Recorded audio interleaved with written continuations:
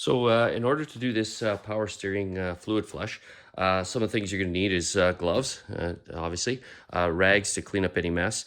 Here's that special tool to remove those plastic push pin clips that secure in that shroud. A set of pliers to remove the hose clamp on the power steering line. I just use a cheap turkey siphon to take out any of the old fluid as much as we can at the time. 10 millimeter socket with an extension. This will be used to remove the coolant reservoir. I'm going to use this oil pump to draw the power steering fluid out.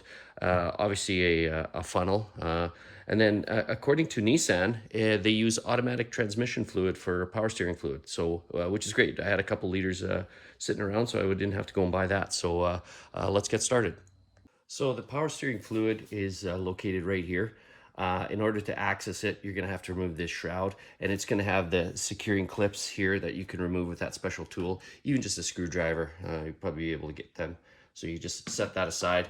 You're going to want to move this coolant reservoir because it'll just make access to the hoses a lot easier. So there's going to be a 10 millimeter bolt here and one here, so there's going to be two, and then you can just move that aside.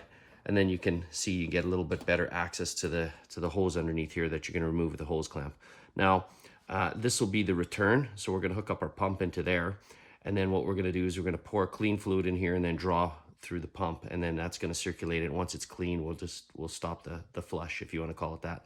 Just make sure you don't let this get too far down and draw air into the system. So you're always going to want to have to keep some good fluid in here, and then we'll take as much out of the old fluid here with that siphon as we can, just so we're not, making it the flushing or drawing that out longer than it takes because we have the fluid over here. So let's get started. Okay, you can tell I've removed the hose from the bottom of the reservoir. The one thing I forgot to mention is you do need something to plug this while you're pouring in the new fluid. And this is just a section of 8 millimeter tubing that I just doubled over some electrical tape. You'll fill the reservoir here with the power steering fluid, then you'll start pumping it out, and then you'll just, at a certain point, you can stop once you've seen pretty much the other fluid coming through. So we'll just get the pump going here. Get the idea here. You can see it's drawing out already. And you're just going to want to watch the reservoir. You do have markings here for min, max, hot, that kind of thing, cold.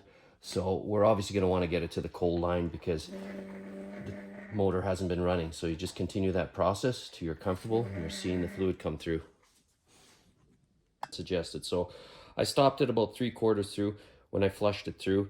Reattached the hose, put the hose clamp on it. That's probably the messiest part. When you switch that out, you're going to lose some fluid down there. I don't know any other way of doing it, so make sure there's some rags there. Like I said, I reattached it, and there is a cold min and a max, and what I've done is I filled it up to max because there could be potentially a void with what I've just done. So we'll reinstall everything, put these back, put the coolant reservoir back, put the shroud back on, drive it, and maybe just take a look at the level if you have to top it up or not. And hopefully this video helps. Thanks.